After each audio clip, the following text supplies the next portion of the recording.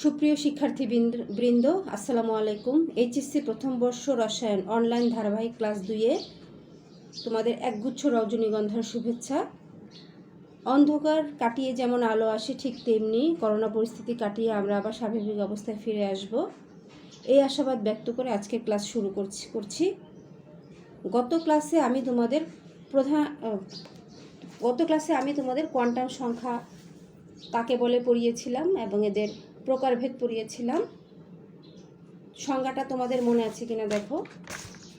কোনো পরমাণুর একটি ইলেকট্রন নিউক্লিয়াসের চারপাশে যে বৃত্তাকার শক্তিস্তরে পরিভ্রমণ করে, সেই শক্তিস্তরের আকার, আকৃতি, ত্রিমাত্রিক বিন্যাস ও ইলেকট্রন ঘূর্ণনের দিক প্রকাশ করার জন্য কতগুলো সংখ্যার অবতারণা করা হয়, সেই সংখ্যাগুলোকে কোয়ান্টাম সংখ্যা বলে। তো আজকে কোয়ান্টাম সংখ্যার গত ক্লাসে আমি কোয়ান্টাম সংখ্যার যে প্রকারভেদ পড়িয়েছিলাম, আজকে সেই প্রকারভেদগুলোর ডিটেলস আলোচনা করব। সবার প্রথমে হচ্ছে প্রধান কোয়ান্টাম সংখ্যা। প্রধান কোয়ান্টাম সংখ্যাটা এসেছে আসলে বোরের পরমাণু মডেলে বলা হয়েছিল যে কোনো এক বোরের পরমাণু মডেলের প্রথম স্বীকার্যে বলা হয়েছিল কোনো এক পরমাণু একটি ইলেকট্রন নিউক্লিয়াসের চারপাশে কতগুলো স্থির বৃত্তাকার কক্ষপথে ঘোরে। তো এই স্থির বৃত্তাকার কক্ষপথগুলোই হচ্ছে আসলে প্রধান কোয়ান্টাম সংখ্যা।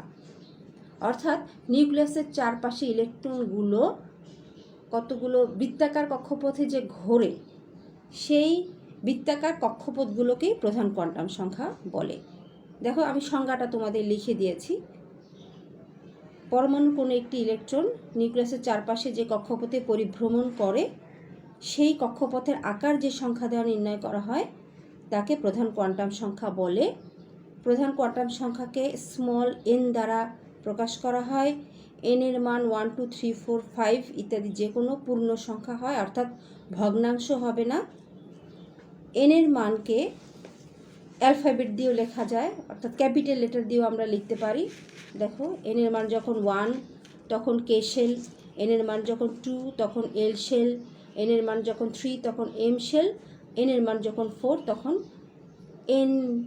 এন শেল বলা হয়। এর মাঝে একটু কথা বলে নেই, প্রধান কোয়ান্টাম সংখ্যার আরেকটা নাম আছে যেটাকে আমরা অরবিট বলে থাকি। অর্থাৎ ইংরেজি আমরা যদি বানান দিয়ে লিখতে চাই তাহলে অর্থাৎ অরবিট বানানটা হচ্ছে এভাবে হবে। অরবিট বানানটা আমি পরবর্তী ক্লাসে যদি আমি তোমাদের অরবিট কথাটা তো বলে থাকি কখনো, তখন তোমরা মনে করবে যে অরবিট অর্থাৎ প্রধান কোয়ান্টাম সংখ্যা। তো আমরা যদি চিত্রটা আঁকি, অরবিটের চিত্র যদি আমরা আঁকি, তাহলে দেখো এরকম হয়। আমরা জানি পরমাণুর কেন্দ্রে থাকে নিউক্লিয়াস এবং এর চারপাশে যে এর সবচেয়ে নিকটে যে কক্ষপথটা থাকে এটাকে বলা হয় N1। এর পরে যে কক্ষপথটা থাকবে সেটাকে আমরা বলবো N2। এর পরেরটাকে বলবো N3 এবং এর পরেরটাকেও বলবো N4।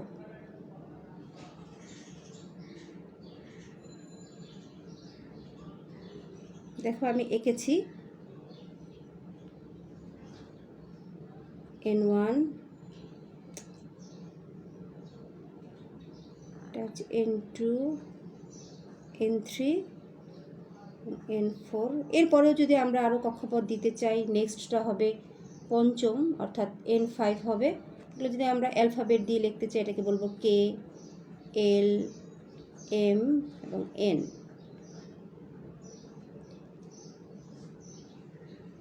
আশা করি তোমরা প্রধান কোয়ান্টাম সংখ্যা কী সেটা বুঝতে পেরেছ। এবং তোমরা আরেকটু কথা বলে নিই যে এটা হলে প্রধান কোয়ান্টাম সংখ্যাটা দ্বারা আমরা কক্ষপথের আকার বুঝে থাকি। অর্থাৎ নিউক্লিয়াসের সবচেয়ে কাছে যে শক্তি স্তরটা, এটা আকারটা একটু ছোট, এরপরেরটা আকারটা একটু বড়, এরপরেরটা আকারটা আরেকটু বড়, এভাবে পরে আরও যতগুলো কক্ষপথ থাকবে সেগুলোর আকার ধীরে ধীরে বড় হতে থাকবে। অর্থাৎ প্রধান কোয়ান্টাম সংখ্যা দ্বারা আমরা কক্ষপথের আকার বুঝে থাকি, সাইজ আর কি। আকার মানে সাইজ বুঝে থাকি। এরপরে হচ্ছে সহকারী কোয়ান্টাম সংখ্যা। প্রধান কোয়ান্টাম সংখ্যাকে প্রধান কোয়ান্টাম সংখ্যা কতগুলো উপশক্তি স্তরে বিভক্ত থাকে। যেমন আমি তোমাদের এক্সাম্পল যেমন যদি বলি, যেমন একটা দেয়াল যদি আমরা বাহির থেকে দেখি তাহলে মনে হয় যে এটা পুরোটাই, এর ভেতরে আর কিছু নাই, কিন্তু যদি আমরা দেয়ালটা ভাঙি তাহলে ভেতরে দেখা যায়, অর্থাৎ দেয়ালটা কতগুলো ইটের সমষ্টি। আবার একটা পেঁয়াজের বাহিরে যদি আমরা দেখি মনে হয় যে এর ভেতরেও আসলে কোনো স্তর আর নাই, কিন্তু যখন আমি পেঁয়াজটাকে কাটি তখন এর ভেতরে অনেকগুলো স্তর দেখা যায়। এরকম প্রধান কোয়ান্টাম সংখ্যা কতগুলো উপশক্তি স্তরে বিভক্ত থাকে। সেই উপশক্তি স্তরগুলোই আসলে সহকারী কোয়ান্টাম সংখ্যা। সহকারী কোয়ান্টাম সংখ্যার আরও নাম আছে কতগুলো, এটাকে বলা সাবসিডিয়ারি কোয়ান্টাম সংখ্যা বলা হয়, অথবা এটাকে আরেকটা হচ্ছে অ্যাজিমুথাল কোয়ান্টাম সংখ্যাও বলা হয়। দেখো এটার সংজ্ঞাটা আমি লিখে দিয়েছি তোমাদেরকে। দেখো, কোনো ইলেকট্রন প্রধান শক্তি স্তরের কোন উপশক্তি স্তরে রয়েছে তা প্রকাশের জন্য যে সংখ্যা ব্যবহার করা হয় তাকে সহকারী কোয়ান্টাম সংখ্যা বলে। অর্থাৎ প্রধান কোয়ান্টাম সংখ্যা যে কতগুলো উপশক্তি স্তরে বিভক্ত থাকে সেই উপশক্তি স্তরগুলোকেই সহকারী কোয়ান্টাম সংখ্যা বলে। উপশক্তি স্তরগুলোকে সহকারী কোয়ান্টাম সংখ্যাকে স্মল এল দ্বারা প্রকাশ করা হয়, আর সহকারী কোয়ান্টাম সংখ্যা দ্বারা শক্তি স্তরের আকৃতি বোঝা যায়। কিছুক্ষণ আগে আমি বলেছিলাম প্রধান কোয়ান্টাম সংখ্যা দ্বারা আকার বোঝা যায়, অর্থাৎ সাইজ ছোট নাকি বড়, আর সহকারী কোয়ান্টাম সংখ্যা দ্বারা আকৃতি বোঝা যায়। যদি আমি ইংরেজিতে বলি তো অর্থাৎ শেপ। অনেকেই আকার এবং আকৃতি একই রকম করে ফেলে, কিন্তু আমি বলতেছি যে ওটা প্রধান কোয়ান্টাম সংখ্যা দ্বারা বুঝবো আমরা আকার অর্থাৎ ছোট না বড়, আর সহকারী কোয়ান্টাম সংখ্যা দ্বারা আমরা বুঝবো আকৃতি অর্থাৎ জিনিস কক্ষপথটা কি বৃত্তাকার নাকি উপবৃত্তাকার নাকি ডাম্বেল আকার, এটা বুঝে থাকি। আশা করি সহকারী কোয়ান্টাম সংখ্যাটা কাকে বলে তোমরা বুঝতে পেরেছো। তো সহকারী কোয়ান্টাম প্রধান কোয়ান্টাম সংখ্যা যে কতগুলো উপশক্তি স্তরে বিভক্ত, এই উপশক্তি স্তরগুলোকে আবার অরবিটালও বলা হয়ে থাকে। প্রধান কোয়ান্টাম সংখ্যাকে যেমন অরবিট বলে, তোমরা মনে রাখবে যে প্রধান কোয়ান্টাম সংখ্যাকে বলা হয় অরবিট, আর সহকারী কোয়ান্টাম সংখ্যা যে উপশক্তি স্তরে বিভক্ত প্রত্যেকটা উপশক্তি স্তরকে অরবিটাল বলা হয়। অরবিটাল সম্পর্কে আমি নেক্সটে আরও ডিটেলস আলোচনা করব। এখানে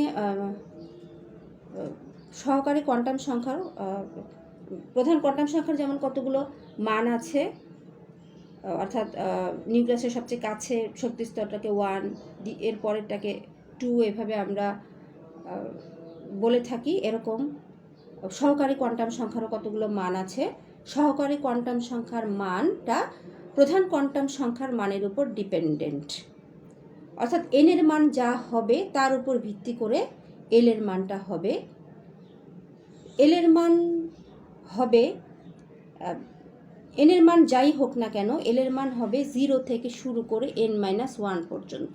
দেখো আমি লিখে দিয়েছি, এন এর মান যাই হোক না কেন এল এর মান হবে 0 থেকে n-1 পর্যন্ত লিখে দিয়েছি। দেখো, যেমন এন এর মান 1 হলে l = 0, এন এর মান 2 হলে l = 0-1, এন এর মান 3 হলে l এর মান হবে 0-1-2, n = 4 হলে l এর মান হবে 0-1-2-3। আশা করি তোমরা বুঝতে পেরেছো। তাও আমি আরেকটু ক্লিয়ার করে তোমাদেরকে বলি। অর্থাৎ আমি কি বলেছিলাম, এন এর মান যা হবে তার মান এন এর মান যাই হোক না কেন এন এর মানটার উপর এল এর মানটা ডিপেন্ডেন্ট, অর্থাৎ এন এর মান যাই হোক না কেন এল এর মানটা 0 থেকে শুরু হবে এবং এই মানটা হবে n-1 পর্যন্ত। অর্থাৎ এন এর মান যদি 1 হয়, এন এর মান যদি 1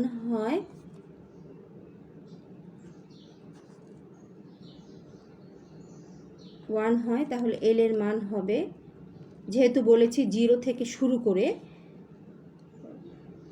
n-1 পর্যন্ত। তাহলে n এর মান যদি 1 হয় তাহলে l এর মান হবে 0, n এর মান যদি 2 হয় তাহলে l এর মান হবে 0, 1, n এর মান 3 হলে l এর মান হবে 0, 1, 2, n এর মান 4 হলে l এর মান হবে 0, 1, 2, 3। দেখো তোমরা বুঝতে পেরেছো কি না? অর্থাৎ n এর মান যাই হোক না কেন l এর মান 0 থেকে শুরু হবে এবং মান হবে n-1 পর্যন্ত। অর্থাৎ আমরা এই কথাটা বলতে পারি যে প্রথম শক্তি স্তর যেটা সেটার উপশক্তি স্তর একটা, আবার দ্বিতীয় শক্তি স্তর যেটা সেটার উপশক্তি স্তর 2টা, তৃতীয় যে শক্তি স্তরটা অর্থাৎ তৃতীয় যে প্রধান কোয়ান্টাম সংখ্যাটা সেটা 3টা উপশক্তি স্তরে বিভক্ত। আর n এর মান যখন 4 হবে তখন অর্থাৎ চতুর্থ কোয়ান্টাম সংখ্যাটা অর্থাৎ চতুর্থ শক্তি স্তরটা 4টা উপশক্তি স্তরে বিভক্ত। এখানে এই উপশক্তি স্তরগুলো এই যে মান যে আমরা বের করেছি অর্থাৎ l এর মান 0, 1, 2, 3, 4 এভাবে আমরা বের করছি, এগুলোর আবার প্রত্যেকটার আলাদা আলাদা নাম আছে। যেমন ধরো l এর মান যখন 0 হবে, l এর মান যখন তোমাদেরকে আমি আগেই বলেছি যে প্রধান শক্তি স্তরগুলো যে কতগুলো উপশক্তি স্তরে বিভক্ত হয়ে থাকে সেই উপশক্তি স্তরগুলো কতগুলো নাম আছে, আর এগুলাকে উপশক্তি স্তরগুলোকে প্রত্যেকটাকে আলাদা আলাদা করে এক একটা অরবিটাল বলা হয়। অরবিটাল প্রধান কোয়ান্টাম সংখ্যাকে বলা হয় অরবিট, আর উপশক্তি স্তরগুলোর আলাদা আলাদা যে নাম আছে সেগুলোকে বলা হয় অরবিটাল। তো এখানে এল এর যে মানগুলো আছে এল এর মানগুলি এল এর মান যখন 0 হবে তখন যে অরবিটালটা হবে, এল এর মান যখন 0 হবে তখন যে অরবিটাল হবে সেই অরবিটালটাকে আমরা অর্থাৎ আমরা বলতে পারি এল এর মান 0 হলে যে অরবিটালটা হবে তাকে বলা হয় এস অরবিটাল। তোমরা এস লেখার সময় এসটা আমি কিভাবে লিখেছি এভাবে লিখতে হবে। অনেকে এইভাবে লেখে, এইভাবে লিখলে কিন্তু ভুল হবে, ঠিক আছে? এল এর মান যখন 1 হবে তখন সেটাকে আমরা পি অরবিটাল বলবো।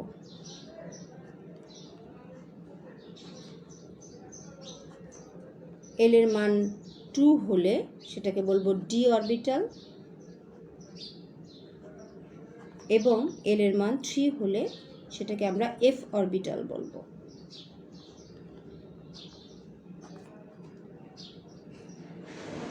অর্থাৎ উপরে যে আমি লিখেছি এন এর মান 1 হলে অর্থাৎ প্রথম শক্তি স্তর একটা প্রধান কোয়ান্টাম সংখ্যা অর্থাৎ প্রধান কোয়ান্টাম সংখ্যার মান যখন 1টা হয় তখন উপশক্তি স্তর হয় 1টা, যখন এর মান 2 হয় তখন উপশক্তি স্তর হয় 2টা। তাহলে আমরা যদি এটা এই ছকটা যেটা লিখেছি আমি সেটা যদি আমি লিখতে যাই অর্থাৎ দেখো তাহলে কীরকম হবে, দেখো তো এরকম। অর্থাৎ প্রধান যেটা শক্তি স্তরটা সেটাকে আমরা দেখো আমরা মিলিয়ে যদি আমরা লিখি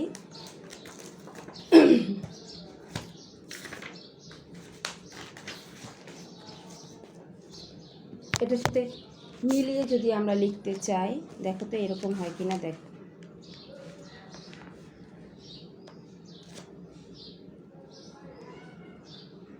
0 হয় যখন, ধরো 0 হলো তখন সেটাকে আমরা প্রথম শক্তি স্তর বলতে পারি। 0 বদলে আমরা 1s লিখতে পারি যেহেতু প্রথম শক্তি স্তর, আর এল এর মান 0 হলে এস হয়, সেটাকে আমরা প্রথম শক্তি স্তর বলতে পারি। দ্বিতীয় যেটা লিখেছি 0, 1 সেটাকে আমরা এল এর মান 0 হলে হয় এস, আর এল এর মান 1 হলে হয় পি, আর যেহেতু দ্বিতীয় শক্তি স্তর এর জন্য 2s 2p লিখছি, এটাকে তাহলে আমরা দ্বিতীয় বলতে পারি। এরপরে যখন 3 নাম্বার যেটা অর্থাৎ 0, 1, 2, তাহলে আমরা 0-র জন্য S, 1-এর জন্য P আর 2-এর জন্য D আমরা লিখতে পারি। আর যেহেতু 3 নাম্বার শক্তি স্তর, সেজন্য আমরা 3 লিখলাম, অর্থাৎ 3S, 3P, 3D লিখে আমরা তৃতীয় শক্তি স্তরটা বোঝাতে পারি। তাহলে এরপরে অনুরূপভাবে আমরা চতুর্থ শক্তি স্তর যদি বোঝাতে চাই তাহলে কি লিখব? দেখো, এটার সাথে আমরা যদি মিলিয়ে যদি আমরা লিখি তাহলে কি হয়? যেহেতু 0-র জন্য S, 1-এর জন্য P, 2-এর জন্য D এবং 3-এর জন্য F অরবিটাল হয়, আর যেহেতু চতুর্থ শক্তি স্তর তার জন্য আমরা 4 লিখতে পারি, অর্থাৎ 4S, 4P, 4D এবং 4F আমরা লিখতে পারি। অর্থাৎ এভাবে চতুর্থ শক্তি স্তরটা তৈরি হয়েছে। তো আজকে আমরা যা শিখলাম, যতটুকু শিখলাম, এতটুকু যদি তোমরা বাসায় একটু প্র্যাকটিস করো, আশা করি বুঝতে পারবে। আর এনের মানটা তো খুব সোজা, এনের মানটা থেকে এলের মানটা বের করার স্টুডেন্টরা একটু গুলিয়ে ফেলে, এই জন্য একটু প্র্যাকটিস করতে হয়। কারণ এই মানগুলোর উপর নির্ভর করে পরবর্তীতে আমরা ইলেকট্রন বিন্যাস লেখাও শিখব। তো আমি আশা করি যে নেক্সট ক্লাসের আগে তোমরা 1 সপ্তাহের মতো সময় পাবে। তো এর মধ্যে আশা করি তোমরা যা আজকে পড়ালাম, যতটুকু পড়ালাম শেষ করে রাখবে। আসলে আমরা যেহেতু এখন স্বাভাবিক কোনো পরিস্থিতিতে নাই, একটু অস্বাভাবিক পরিস্থিতির মধ্যে দিয়ে আমরা যাচ্ছি, আর এভাবে আসলে আমাদের ক্লাস করতে হচ্ছে। তো অনেকে, আমি স্টুডেন্টদের, তোমাদের ভাইদের, বড় ভাইদের যখন পড়াই তখন অনেকে প্রবলেমের কথা বলে। কারো এমনও অনেকে বলে ম্যাডাম আমার মোবাইল নাই। আবার এমন অনেক স্টুডেন্টও আছে যে পাশের বাসা থেকে মোবাইল এনে ক্লাসটুকু শুধু করে। আসলে মনের ইচ্ছায় এখানে যথেষ্ট। সমস্যা তো থাকবেই, সমস্যার সাথে সমাধানও থাকবে। তবে মনের যদি তীব্র ইচ্ছা থাকে তাহলে এই প্রবলেমটা সলভ করা সম্ভব। তো নেক্সট ক্লাসে, এর পরবর্তী ক্লাসে আমি তোমাদের এই যে অরবিটালগুলো যে আঁকলাম, অরবিটালগুলো যে দেখালাম, অর্থাৎ SPTF অরবিটালগুলোর আকৃতি দেখিয়ে দেব এবং অরবিটালের পার্থক্যটা পরীক্ষণিক বেশি আসে সেটাও বলে দিব।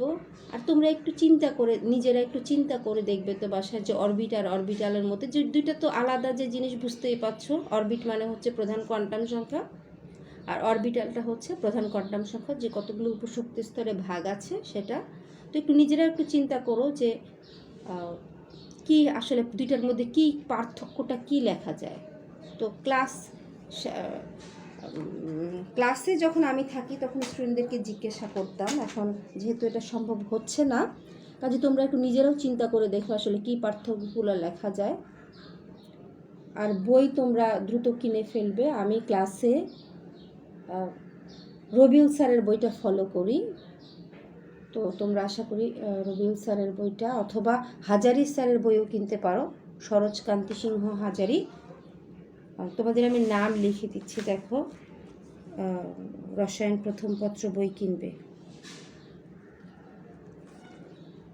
প্রথম পত্র 1 নাম্বার হচ্ছে কবির চৌধুরী,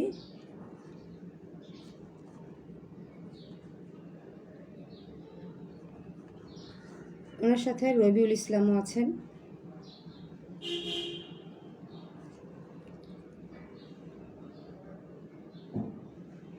আরেকটা কিনবে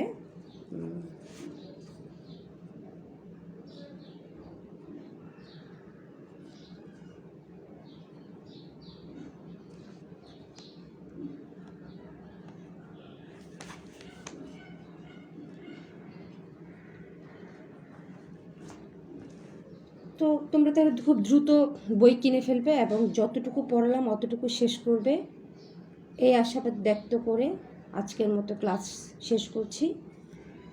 এর পরবর্তী ক্লাসে ইনশাল্লাহ কথা হবে আবার। আল্লাহ হাফেজ।